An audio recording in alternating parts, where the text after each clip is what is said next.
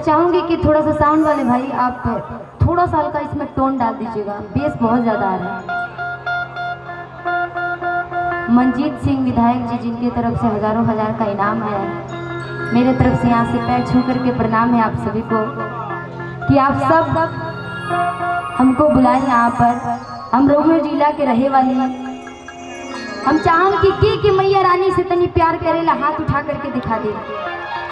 जे मैया रानी से प्यार करत हुई वो हाथ उठाई, और जे दुश्मनी करत हुई वो हाथ नीचे रखी ना जी।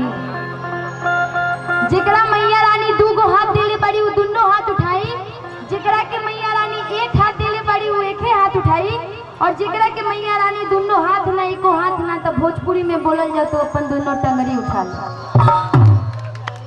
ना विधायक जी। माता रानी का ही दिया सब कुछ है ना। और आप लोग माँ आज छठी मैया के उपलक्ष्य पे आप सभी लोग यहाँ पर आए, कितनी खुशी की बात है।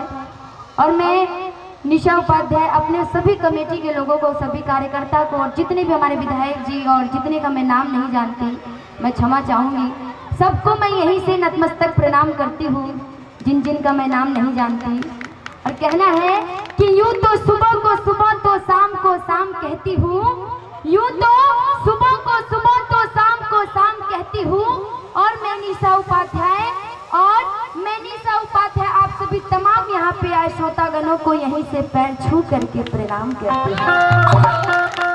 काहे से कि बहुत खुशी की बात हो खेला कि अपना जिला में जब प्रोग्राम हो खेला और रउआ गांव की बेटी जब आ करके रउआ बीच में आकर के गावत, तो हम चाहम कि सपोर्ट रउआ लोग के पूरा मिले के चाहिए। और आज कंटिन्यू प्रोग्राम करत करत थोड़ा सा आवाज लग गई बा, एकरा खातिर हम क्षमा चाहम। रउआ लोग से कान पकड़ के क्षमा चाहम। अपन बेटी समझ के, अपन बहन समझ के, जो भी रउआ लोग के दिल में हो, दुश्मन भी समझ के, लेकिन माफ कर देम जरूर। और आई मैया रानी के दरबार में चले के कहीं के बका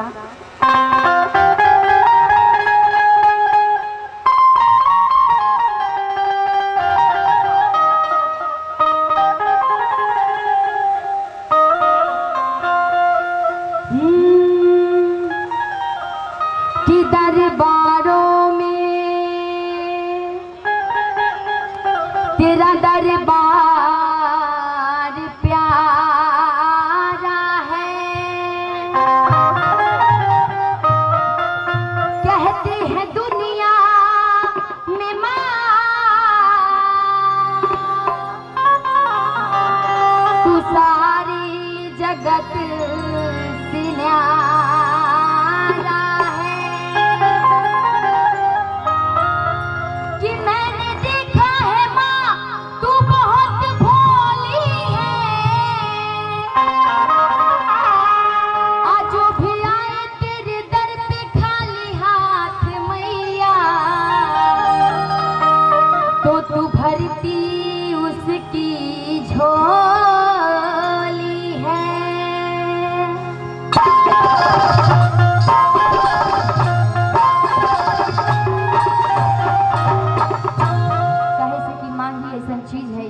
ममता मई माता जी की बेटा कितना भी कुछ हो, लेकिन जब माँ के दरबार पे बेटा जब जाता है तो माता पूरा करती है।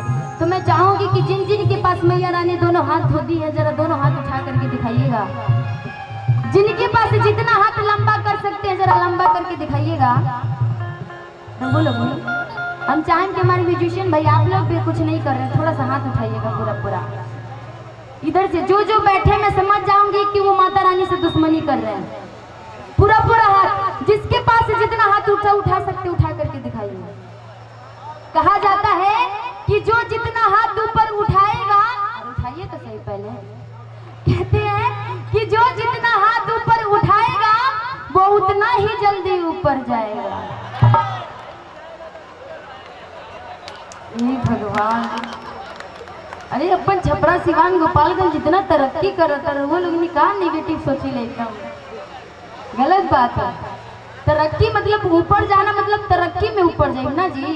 एसपी डीएसपी बनम, दरोगा बनम, विधायक बनम, मुखिया बनम, जाती जाती वो लोग के मन होती ताती बनम। ऐसे देखा जाए तो सबसे ज्यादा हाथ तो हमारे उठल बा ना, तो सबसे ज्यादा पहले तो हम ही ऊपर चल जाए। चाहते नहीं ऊपर चल जाए हम ना ना ना ना, रघु मत जाए, ऐसे मत जाए। बस मैया रानी के प्यार के आशीर्वाद है जो हम सब कोई मिल करके यहाँ आराम से गाओ तनी सा और खुशी खुशी बस सच्चे दरबार की मैया छठी की। और आइए मैया रानी के दरबार में चलते हुए कहना